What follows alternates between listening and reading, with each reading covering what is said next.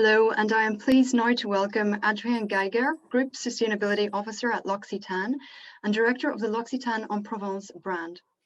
Adrien was formerly the group's Chief Digital Officer and completely revamped the L'Occitane en Provence brand's e-commerce strategy. Adrien is also a champion for sustainable causes and has overseen a range of sustainable initiatives at the company, including in-store recycling and in-store product refills. L'Occitane has more than 3,000 stores, and we're here today to talk about the role of the store given the rise in e-commerce and look at some of the digital strategies and tools that can be used to boost the brick and mortar business. Adrien, thank you for being with us here today. Hello, thank you. Thank you for welcoming me. I'm happy to be with you. So I want to start off just by asking you about how you see the role of brick and mortar stores, just given the acceleration in e-commerce that we have seen over the past year. How do you see the role of the stores changing? Do you see them becoming more focused on different areas such as online logistics, for example? Do you see them becoming fulfillment centers or centers for online same-day delivery rather than the role of a boutique per se that we have known for quite a few years? Well, I mean, we are talking about this, the new role of retail for quite some time. And I remember when I first joined L'Occitane after my MBA at Wharton, it was in 2014, and we were already discussing about the new role of retail with the rise of digital. And at that time, we were talking a lot about the customer experience. We're saying, we have to create experiences in the store that are enhancing, wow, that are different from whatever you can have in digital. And for that reason, we have started to build those big flagship stores with a lot of different experiences around the products, around any kind of things. And so we had, like, for instance, one project was in Champs-Élysées when we did this store with Pierre Hermé, when the experiences were also around the food and any kind of actually interaction you can have with a specific ingredient. For instance, a verbena, you could drink it, you could also taste it, you could smell it, all this kind of thing that there's no way you can do in digital.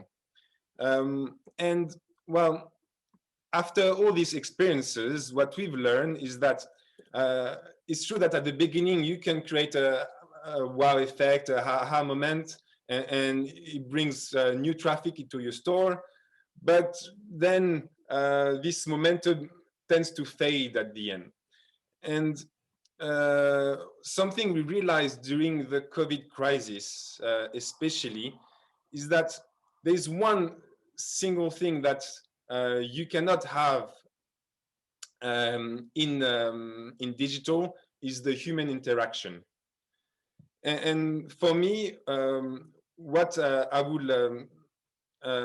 we are thinking, the way retail is evolving, is really to have our beauty assistants, our sales people at the center of the retail experience. Because this is something that the real interaction, we are social animals. We need this social interaction, and we've seen during the lockdown how difficult it is not to have it. And in digital, you can have a lot of things. You can have great experiences. You can have VR. You can have so many things. But the real human connection, that's something that you will never get anywhere else than in the store. So for me, the first part is the retail store, the store that they should evolve into a place where we put human and the interaction between humans at the heart. Which means maybe we can have different type of stores in different locations. I mean, the network might evolve in order to achieve this.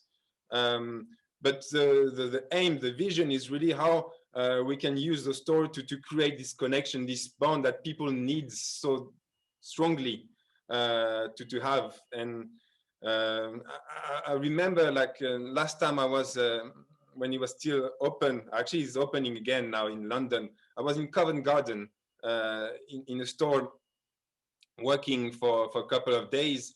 And there was this customer who came to the store to ask for a specific BA if she was here.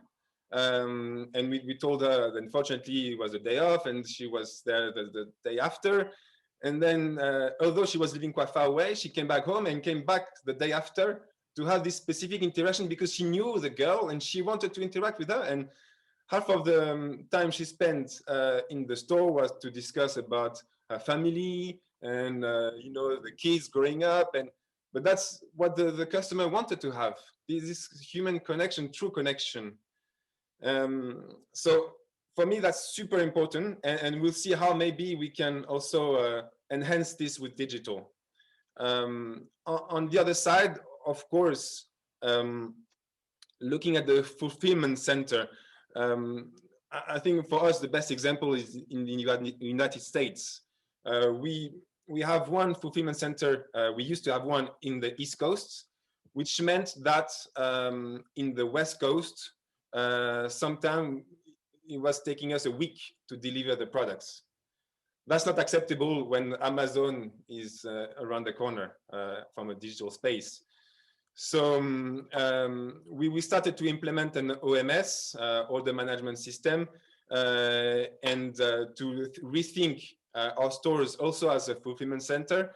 And it turned out to be super successful. In some cities now, we can deliver within hours. And that's really enhancing our digital performance. And that helped us a lot to actually go through the crisis with our store closed by really pushing digital and e-commerce. And so that's a different story than the human approach, but it's super important too. And again, maybe this requires also a different type of network. So I would say that today we don't have, especially in Europe and in the US, we don't have yet the right answer on how our network should look like, because it's still too new. But those two main points, how we can put human interaction at the heart of the experience and how we can use those places as a fulfillment centers, these are the main, let's say, constraints that we're giving ourselves to rethink, to redesign our retail network. Okay, that sort of human contact and the experience of the store. I mean, I know you've mentioned a few of the flagships there, and I know that you had a strategy for opening large flagships in certain cities. Can you see that? I know you said you haven't yet developed a clear vision of what the store network will look like, but can you see it kind of becoming you know, a mix of those big flagship stores for experience, for service, a few of them, and then having the rest of this, a lot of the volume done of sales online? Do you really need so many stores today, I suppose would be the question I'm asking. You know, if you can get that experience in certain places, that those become destination stores, but the majority of sales could be done online. Well, again, when I started at L'Occitane in 2014, I remember me saying a lot to the team, you know, guys, our sustainable competitive advantage is our retail store. We have 3,000 stores around the world. None of our competitors have that. And this is really a strength and that we need to leverage. Today, I will say that actually our sustainable competitive advantage is our 10,000 employees, our 10,000 BA who are selling our brand every day. And you know that in the US, we've been closing quite a few stores this year, but we actually kept the many of our BA. What that meant is that, so in order to do that, actually we have developed a clienteling tool where actually the BA, they can still interact with their customers, with their database, even if they don't have a store anymore. So going back to put human at the center, if you want to put human at the center, do you need all the time to have a big store or a store? Not always. And we see that actually with this clienteling app that we've developed, we have the last features we have created are on video. So we can create a video interaction like the two of us living far away at this particular moment, but having almost a real interaction like you can have in store. So I don't think we need that big a store anymore. Maybe in a few, like for instance in Champs-Élysées or in Regent Street. I mean, in some big location with a lot of tourists, of course, for the image, you will need a few of them. But I believe that the majority of network will rely on like smaller stores where the BA can be present, but we don't necessarily need to now in our stores to have all the products because you can have in digital. So you just have to have a place where, let's say, like a base for the BA. So I would assume that we will reduce the size of the stores to have maybe smaller stores. I don't know whether we reduce a lot in numbers. This we'll see, because maybe by reducing the size, we can already achieve what we wanted to, and we'll see how it evolves. Okay, so that would be a mix of small stores for the BAs to give that service if the consumer wants it. Yes. And then combined with that, the yeah. flagship. Yeah. Okay, okay. You said there, you know, your 3,000 stores were your assets. Now you're saying it's the staff that are those principal assets there. Do you think though that you can use those stores to give you an edge over some of the brands that we're seeing today that are born on digital, some of those digital native brands, those D2C brands, that don't have that store presence and that can't use that to do what you have done in terms of fulfillment, in terms of getting the deliveries there to the consumer, and in terms of, you know, after sales service, consumer service, that type of thing? Is that an asset to you in terms of those the rise of those D2C brands that we're seeing today? Well, yeah, you're completely right. I mean, you can see the movement of most e-tailers trying to go into a brick and mortar, because of course, with stores, you can do stuff that there is no way you can do in e-commerce. And you talked about this, huh? On top of the services, you can you know, bring back a product. You can test new products. You can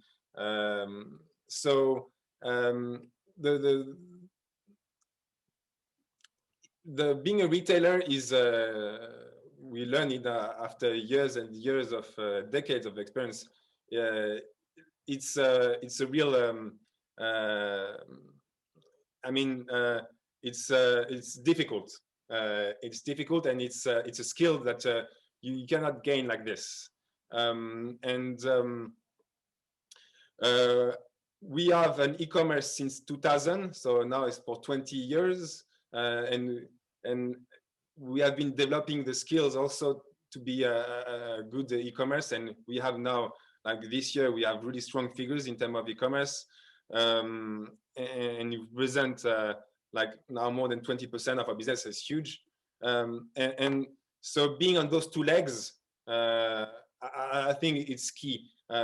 So from the retailers, of course, you want to be e-commerce. From the e-commerce, of course, you want to be retailer. So we have the chance to be retailer for quite a long time and an e-commerce platform for quite a long time too. So we have now the ability to work on those two legs. And from an IT perspective, all what we're doing is really about linking, of course, the two main legs. And what's interesting is that now you have many new touch points coming on. You know, you can start selling on Instagram. You can start selling on, of course, all the digital or the marketplaces.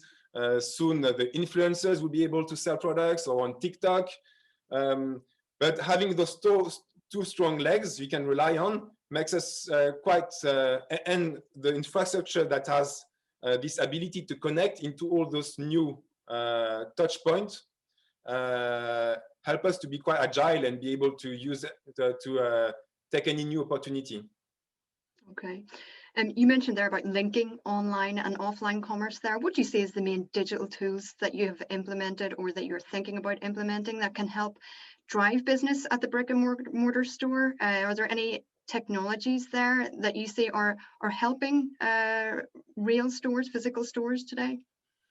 Well, one super easy example that we have implemented that turned out to be super successful is our partnership with the Yext. They help us to be visible, to have our stores visible in all the digital platforms. And it actually is not that easy to make sure that on Google and all other tools, you have the reliable information about where the store is located, what are the opening and closing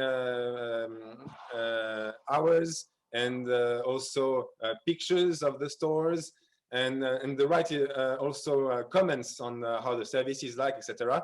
So being able to, in the digital sphere, being able to have all the information needed for people to go into the store, that's super useful. And I think as a consumer, we anytime now we go somewhere, we check on our phone if the place is open, if you get the thing you need, etc. So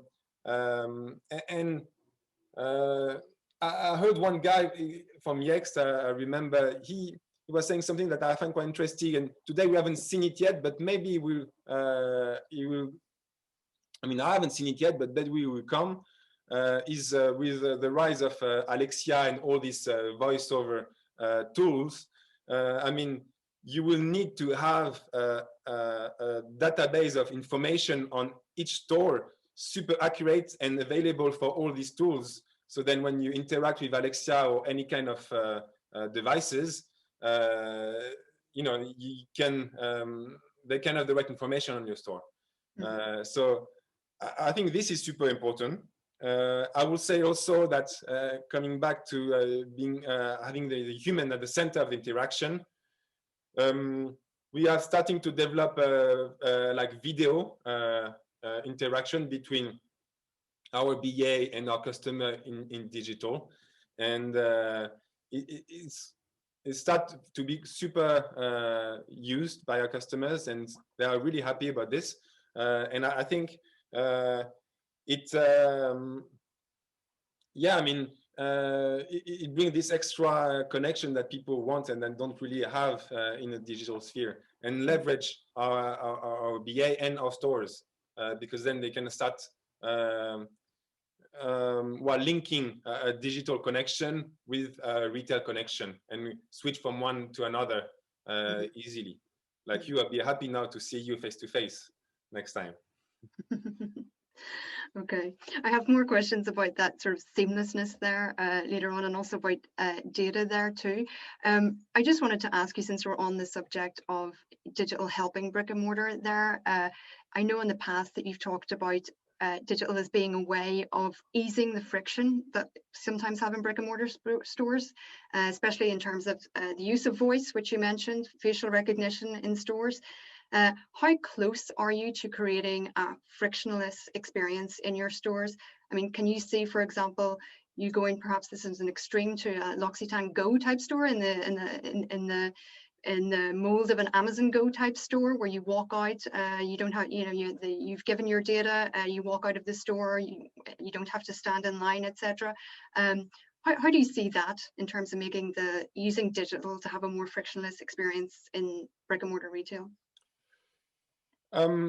We tried many experiments on that, and honestly, it turned out that at the end of the day, we didn't see a massive improvement of the experience from a customer standpoint.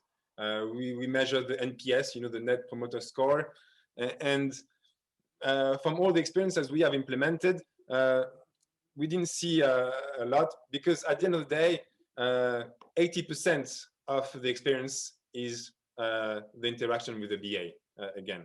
So that's what mattered the most. And so looking at, we talked about how we can digitalize the experience and enhance and reduce friction in digital, with digital in our experience. I think this is,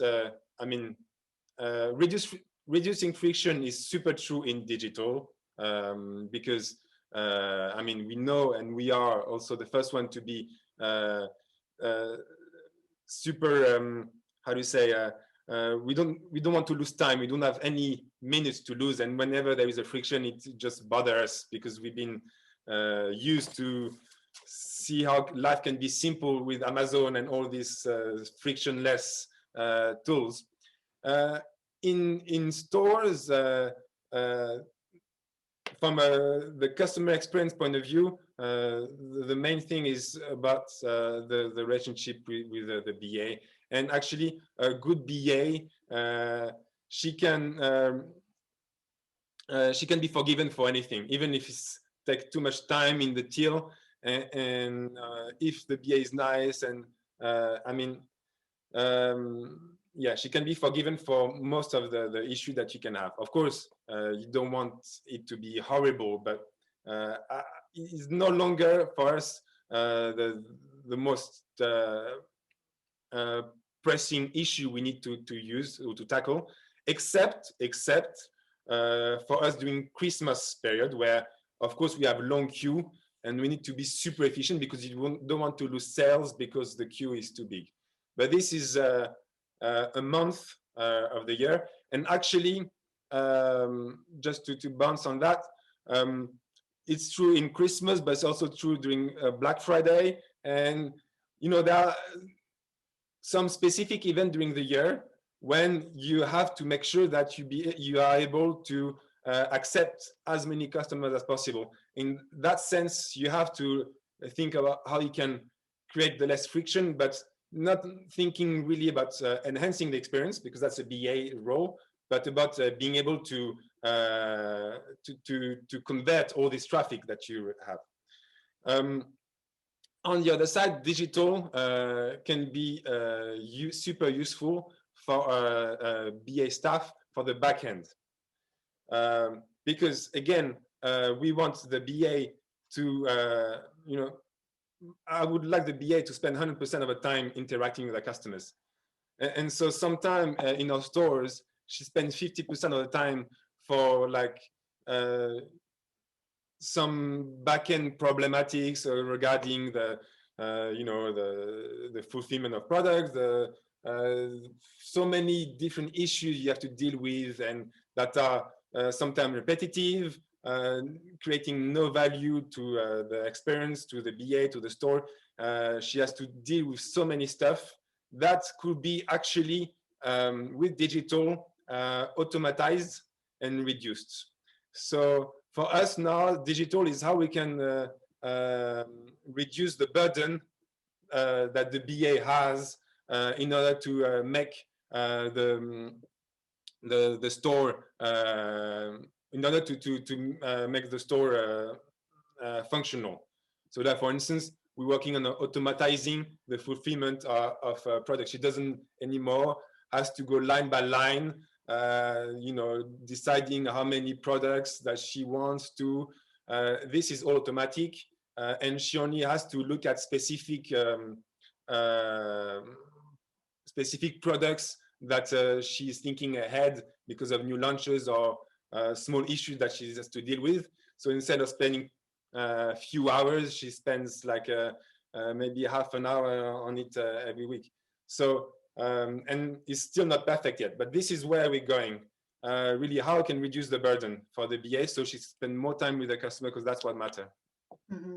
It brings me to my next question, actually, because there's been a lot of talk about how digital can enhance the consumer experience. But there's also that back end part of the business that you have mentioned there, you know, using AI or using digital tools to really help in terms of real-time assortment, stock, keep an eye on what's going on, have the same stock levels with online and in-store, etc.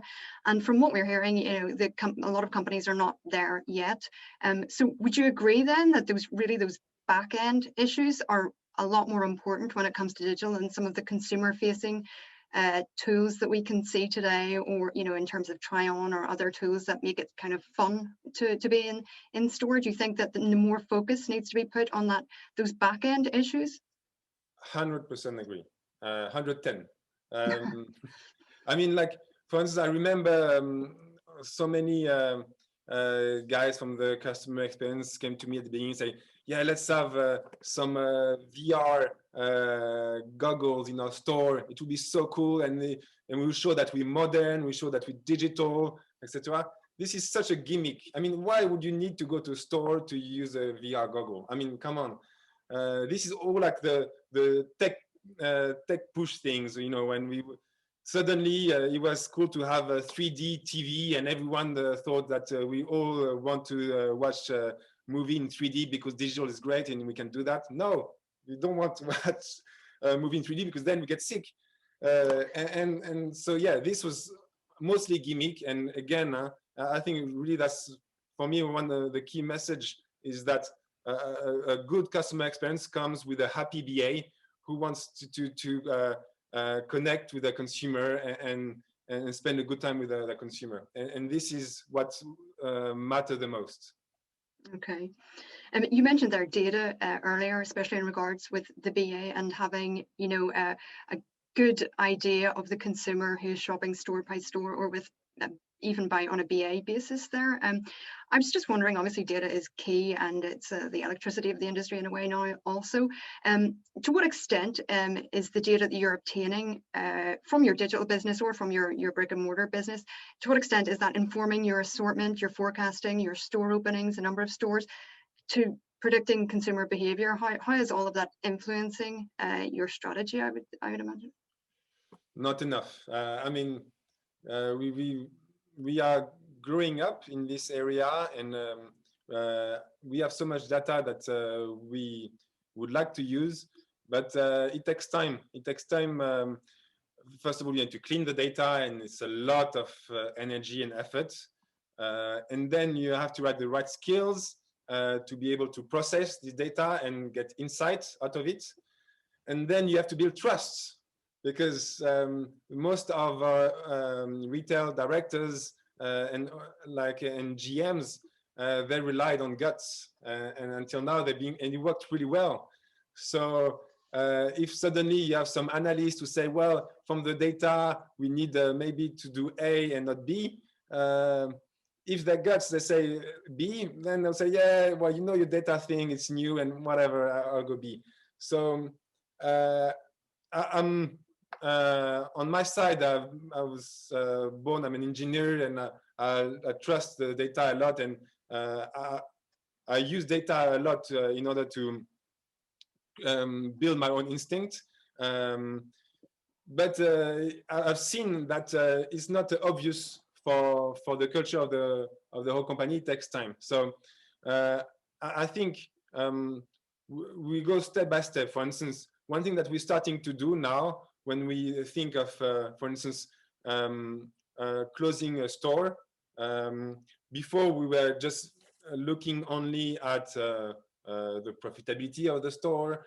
Now we start to really look at, from a customer point of view, how many people do we recruit in this store? Because we know stores is a big tool to recruit new customers. What is the lifetime value of the customer that we have recruited? And so we start to put new KPI into perspective in order to be able to make a sound decision. And then when we close a store, we looked at the impact around the other stores from a consumer perspective, from the customer perspective. And we try to predict also what would be the impact of a store closing into from this past experience. So gently we're getting there, but we can do much more. But it takes much more time than I thought. Mm-hmm. To be mature in this area. Yeah. I wanted to ask you a little bit about China, because I know that you've seen quite strong growth in China recently. Are there any digital learnings that you're seeing from that market, just given how influential it is in terms of digital trends, either in terms of your online business or your retail business there? What would you say are the key learnings that you've had from that market? Well, China is difficult because it's a different ecosystem. So what's happening in China cannot always and doesn't really replicate everywhere else. What we started to, I talked about the clienteling app that we have developed in the US. Actually, in China, it was existing for quite some time now, because with the WeChat, the BA there for a few years now, they can interact directly with the customers. And so what we learn is that the difficulty is that, okay, so if each BA has a database of customer they can chat with directly, when they quit the company, how do you do with the database? And now actually you start to hire a BA for the database of customers that they have created. So that's something that we never had to deal with before. And that's it's an issue that we had to deal when we were in China, that is helping us to work in the US when we are developing this clienteling app, because the question is, before yeah, our database was belonging to a store, now it's to a BA, and this changed things quite yeah, importantly. So that's the way we had to deal with this issue. Was a good for us, a good help, a good learning thing. And then what also I will say is that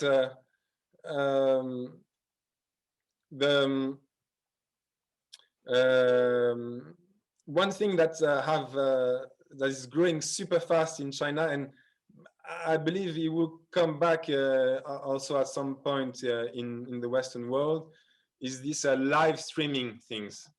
So basically, for 2 years now, we start to see a strong push of something that's it's a bit like QVC. I mean, it's like really you're selling online products. I mean, you're doing a live event. It started in China 2 years ago. It's getting really big now, really big. It's spreading now across Asia. I know that QVC, during the COVID, they boomed a lot. And in France, I don't see something similar yet, but I'm sure there will be something. And in the US, I know QVC boomed also, but maybe there will be something else. So I believe in this live streaming thing a lot. And that's something that's also learning from China. And in terms of that live streaming, we've seen some stores, for example, new stores that are opening, have live streaming studios built within them, you know, as a way to create content and use the store as a kind of vector of content, and have their store reach more consumers and a bigger audience through having these live stream events at stores. Could that be something that you would consider for your stores as well? We already started. Okay. We started. Yeah, of course. That's a good way to leverage our store. And bring back to your previous question on linking digital and retail. That's also another tool I haven't talked about. But yeah, of course. We have started in Japan and in Korea to do that, and it's super successful. Okay. And can you tell us a little bit about your experiences with LimeLife? Because I know it's a social commerce type of brand. What have been your experiences with that brand, especially are there learnings for traditional retail with that? Learning for traditional retail, I would say not yet. I mean, if I go back to my example, my US example. So we say, okay, the BA, we want to put them at the center of the experience we have with our customers. And this is why we developed this clienteling tool in order for them to keep on interacting with the customer in the digital sphere, and maybe to be able to interact even if they no longer have a store anymore. What's happened if we keep on having this interaction and there is no store? Well, the problem is that what they cannot have, which the store can, is recruiting new customers. A store is a super useful and powerful tool to recruit new customers. So how can you help? What can you do in order for the BA to recruit new customers if they don't have a store? And this is where the social selling come into play. And so what we're doing is basically we're learning a lot on the social selling techniques, which is a lot about recruiting new beauty guides. We call them beauty guides, and using them. And using is not the right word, but building a strong community of beauty guides in order for us to sell our products through them, and having those beauty guides to give them the right tools and the right also skill set in order to recruit new customers in digital. How can they become like macro influencers, micro influencers, sorry. And so the skills and to recruit new customers through social media that we have learned in LamLife, with LamLife. We are using them to help our BA, beauty assistants, that have developed these clienteling techniques to recruit new customers, and so to be able to do what they could not if they don't have stores. Okay. Does it make sense? Yeah. Okay. I wanted to ask you, obviously you're the sustainability officer also for the group. How do you see digital or tech helping improve the sustainability credentials of the beauty industry? And do you have any initiatives in that area? Yeah, I mean, it's not like hardcore tech, but something that we have launched last year, and then we are now deploying in our stores, is our refill system. Basically, it's quite simple. It's something that you start to see now in the grocery stores. You come with an empty bottle, and then you refill your favorite products. So it's mostly toiletries. So you have soaps, you have shower gels, you have hair care shampoos, so what's interesting is something that was quite tough to do, I have to say, is the cleaning of the empty bottles. So we want to be able to clean in the store the bottles when people come with the empty bottles, but to have like a level of cleaning that is to the standards of the cosmetic industry. So we have developed with partners a technique with UV lights and some spray, water spray, are very dense, very strong, in order to clean the bottle. And then we have all the tools to refill it depending on the products that you want. So I think that could be for us, from a sustainable point of view, really a strong future. And what we're looking at now is how can we move into also face care, which bring us some top-notch challenges, because face care is, I mean, in terms of technique to not to have the clean bottle, etc., is much more difficult. But what really what bothered me so much in our industry is that every year, like we are creating 4,000 tons of plastics. It's kind of single-use plastic, because at the end, when this bottle is empty, it goes into the bin, and in many places it gets recycled. We asked actually our customers to bring back the empty bottle, so we can recycle them. But the majority of it, unfortunately, go into landfill and sometimes in the ocean. And it really breaks my heart to know that. So if tomorrow we can move our industry into this refillable products, which is doable for most of the products at the end, I think we can really, we can change things quite dramatically. Also, in that sense, again, we can really use digital in order to help us do that, because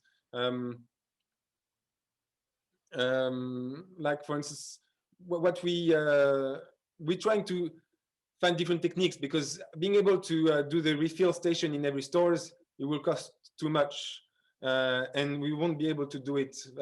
I mean, I don't see it possible for all our 3,000 stores. So when we cannot do, well, we cannot have also the stores located near our customers, we can use digital to have the possibility for our customers to use these services with no stores. So what we're trying to do, for instance, in Paris, is basically you have people in bicycle will come to your store, will come to your home, will collect your empty bottles and give you full bottles instead. And then they will bring the empty bottles into the cleaning center in order for them to be refilled again in the same location. So you do like the refill, but digitally, and with, of course, the fulfillment needed in order to do so. And that's something also that we will work on in order to expand this idea and to make it work. Okay, interesting. I have a question there from the audience actually about sustainability and its costs, I suppose. The question is, from an environmental footprint point of view, how do you estimate the impact of e-commerce, either yours or e-retailers, compared to brick and mortar stores? The figures, I mean, I don't have all the figures in my head, but what struck me a few years ago, it was actually, it was when I heard that 40% of the CO2 emitted in Paris during Christmas time comes from the delivery of e-commerce. I mean, it's huge. And the thing is, because you want the parcel to be in your home on the same hour or on the same day, you end up with trucks driving around Paris that are half empty, sometimes even less than half empty. So that's really, really bad. And of course, when you fulfill a store, you try really to maximize the fulfillment of your truck in order to avoid this kind of waste. We have to think the travel of empty trucks or half empty trucks is something we need to ban. So how can we reduce that? Because that's really the big issue. Because at the end, if you go to a store in New York, the products has been delivered from Manosque in France. So there are some logistics thing. So the whole question is, how can you make sure that your fulfillment is optimized in terms of carbon footprint? And so maybe going back to your point about having the stores as a fulfillment centers, we're trying to develop now green fulfillment from the store to the location of our customers. So last I was talking about bicycle from the store to the. So if the rise of e-commerce in Paris will require us to have more bicycle from our stores to our home, I mean, we're fine.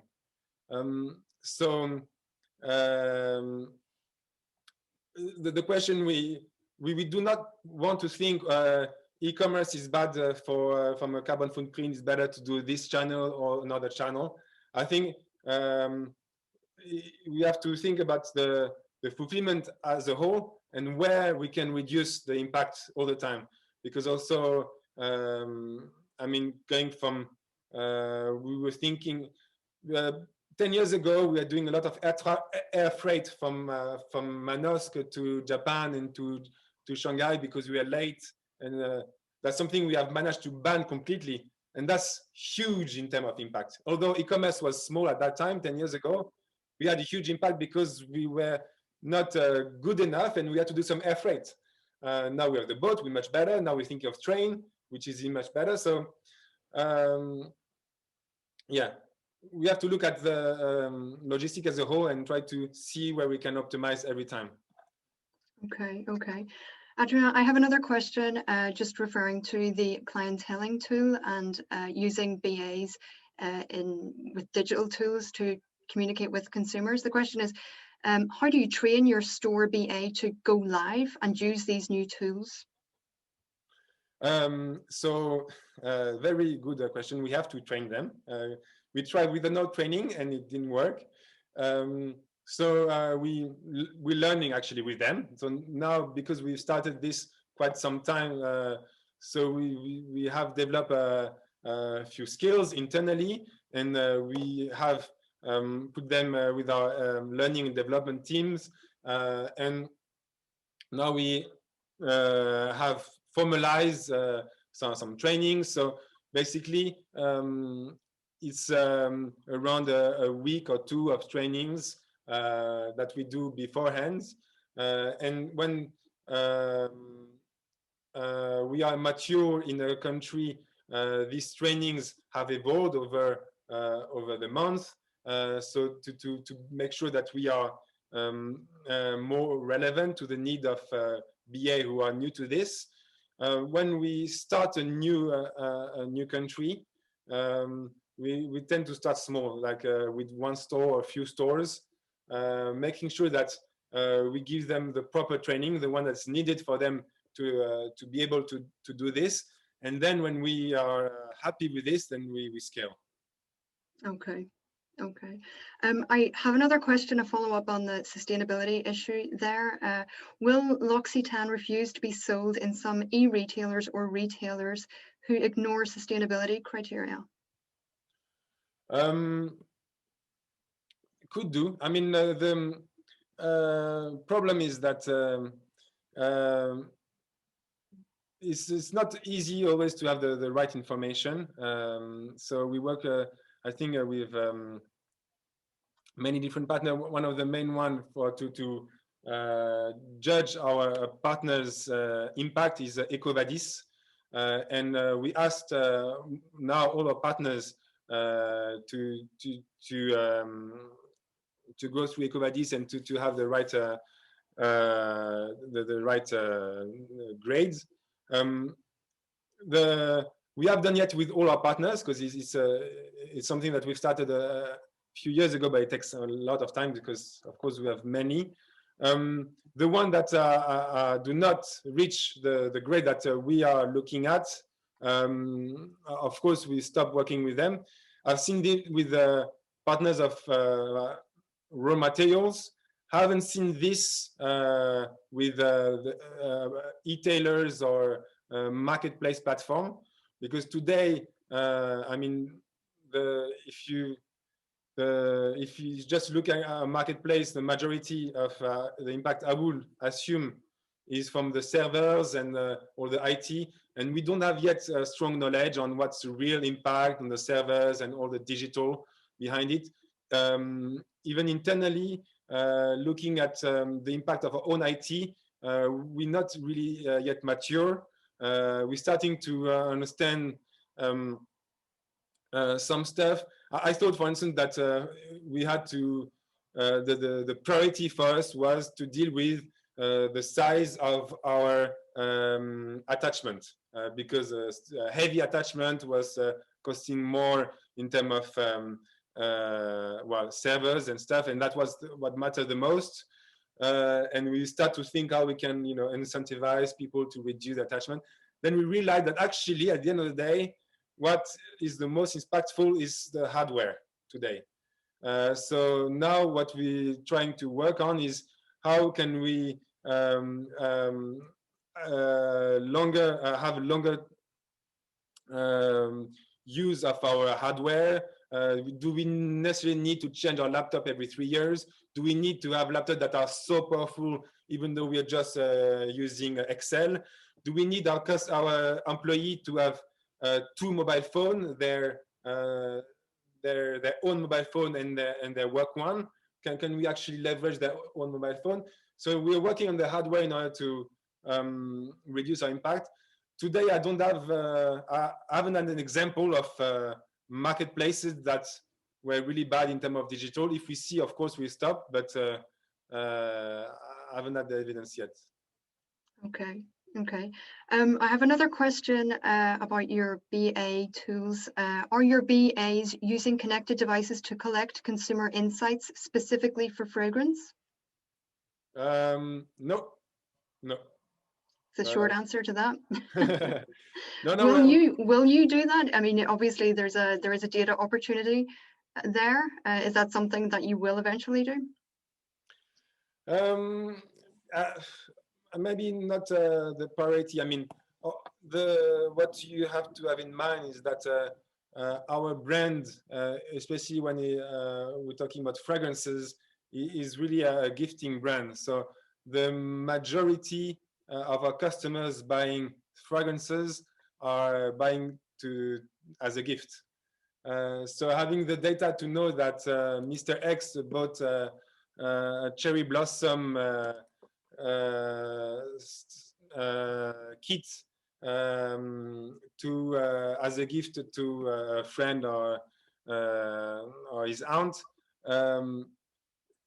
won't necessarily help us that much, because at the end it was a gift. So what we want to know, I think what the most important thing is that the person bought a gift, so it was not for himself, and maybe he want to connect with the person who receives the gift to tell him or her that she's starting to have an experience with L'Occitane, and we can do much more. I mean, I guess maybe this would be super important for brands like Chanel, or like brand that much more into fragrances. But we are more like a gifting brand, so yeah. I'm not sure this data will be that useful today. Okay. Okay, thank you very much, Adrien. Thank you for that discussion. It was really interesting. Thank you for being with us at Beauty Tech Live. Thank you very much. Okay, so we will be back this afternoon with a session on D2C strategies and building online communities led by Joel Palix, and another on how to inspire creators and win over consumers on short video platform TikTok. And that will be led by the influencer marketing analytics platform Tribe Dynamics. In the meantime, don't forget to check out our exhibitors in the exhibition hub, and also the exhibitor webinars that are happening today in the engagement lounge. And we'll see you this afternoon.